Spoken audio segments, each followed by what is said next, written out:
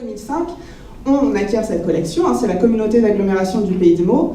Le musée appartient à l'agglomération du Pays de Meaux.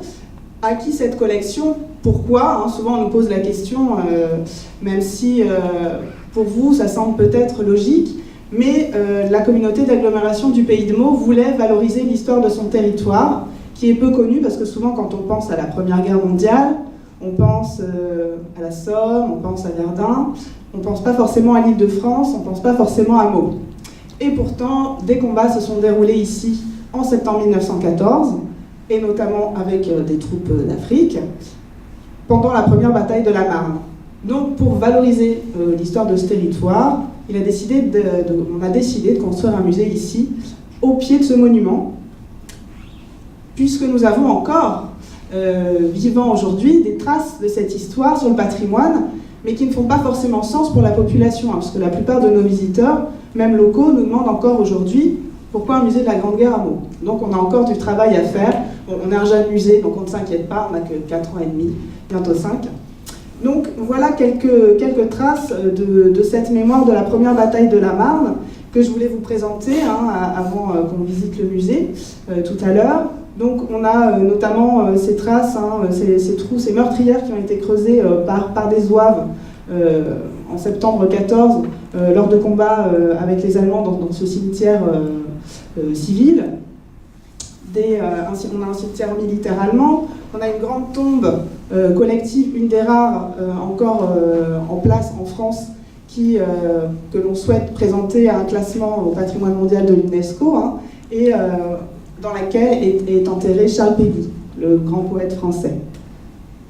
Donc on a tout un tas de monuments encore présents sur notre territoire, et notamment celui que vous avez sans doute aperçu en arrivant ici au musée, le monument américain, ici la liberté éplorée, qui a été offert par le peuple américain à la France en 1932 et installé ici sur les hauteurs de Meaux pour commémorer notamment la première bataille de la Marne.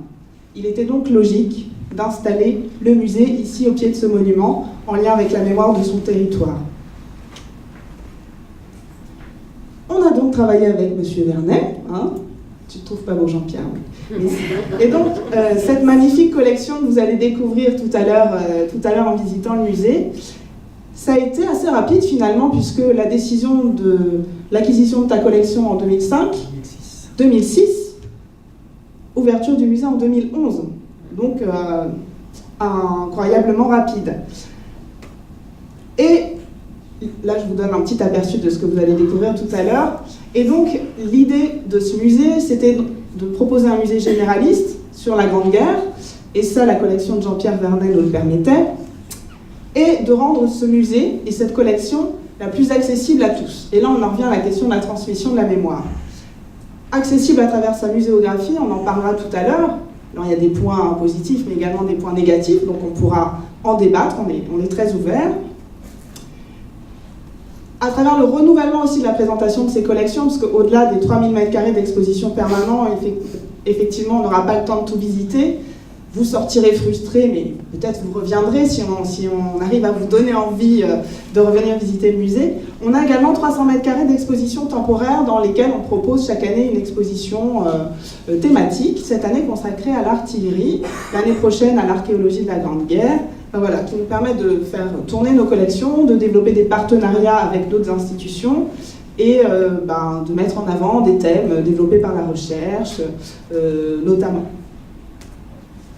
Cet auditorium dans lequel on accueille des colloques, des conférences, des enseignants, des formations enseignants, mais aussi des spectacles et de la musique, ce qui permet de toucher différents publics, puisque l'idée, c'est depuis le départ, c'est dans le projet scientifique et culturel du musée, c'est de ne s'adresser pas uniquement aux spécialistes, mais à tous, du plus jeune au plus ancien, du plus proche au plus éloigné culturellement.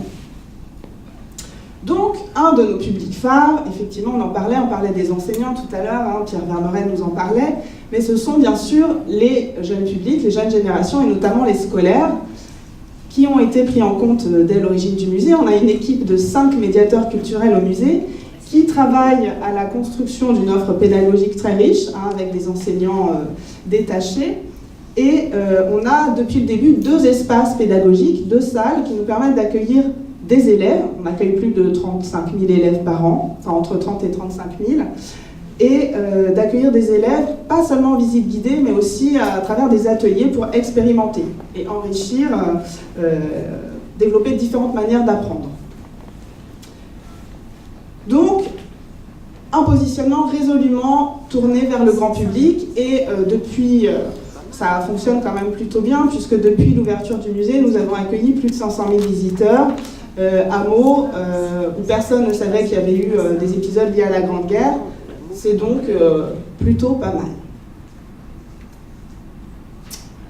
Alors, je vous parlais de l'offre pédagogique. On vous distribuera tout à l'heure, si ça vous intéresse, la plaquette pédagogique, puisqu'on propose des visites guidées, c'est classique, des ateliers, c'est aussi classique. On emmène les gens sur les circuits, sur le champ de bataille, pour leur montrer les traces et leur faire découvrir leur patrimoine qui est encore méconnu. Et on propose aussi des web visites. Alors je les ai mises parce que j'ai mis cette activité parce que c'est assez original. On est le seul musée en France à le proposer de manière régulière, ce qui nous permet de toucher les publics les plus éloignés, cette fois-ci géographiquement, puisque les web visites, ce sont des visites en direct et à distance du musée. C'est-à-dire que la dernière fois, on a pris rendez-vous avec une école de Singapour. Pour eux, il était 14h, pour nous, il était 7h du matin, donc c'était un peu compliqué, mais on s'est connecté en direct. Et avec nos 3 caméras, notre micro, on a échangé avec les élèves, on les a amenés dans le musée, on leur a fait la visite du musée en direct et on a pu répondre à leurs questions et les entendre. Donc on l'a également fait avec la Tanzanie l'année dernière, et ça fonctionne très bien. Et puis on développe aussi des actions culturelles au-delà du public scolaire, au-delà du grand public, au-delà du jeune public, à travers notre programmation culturelle et nos actions culturelles.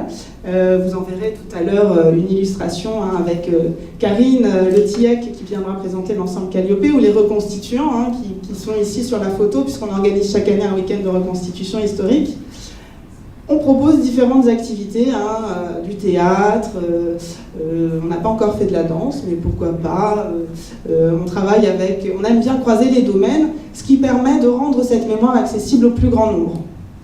Donc l'idée de cette journée, c'était notamment de vous présenter nos actions, mais je pense que je vais m'arrêter là et qu'on pourra en discuter tout à l'heure plus largement au cours de la visite. Merci beaucoup.